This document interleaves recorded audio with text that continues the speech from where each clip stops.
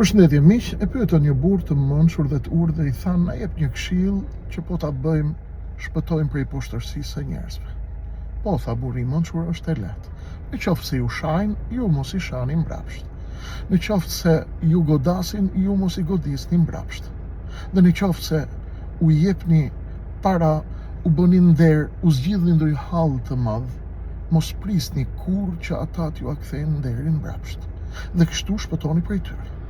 I thanë o burri i mençur, a nuk është kjo shumë e vështirë për t'u aplikuar? Tha, me gjithë këtë, dhe ndoshta nuk keni për të shpëtuar kurrë prej poshtërsisë së tyre. Dal nga dal po vjen mbrëmja.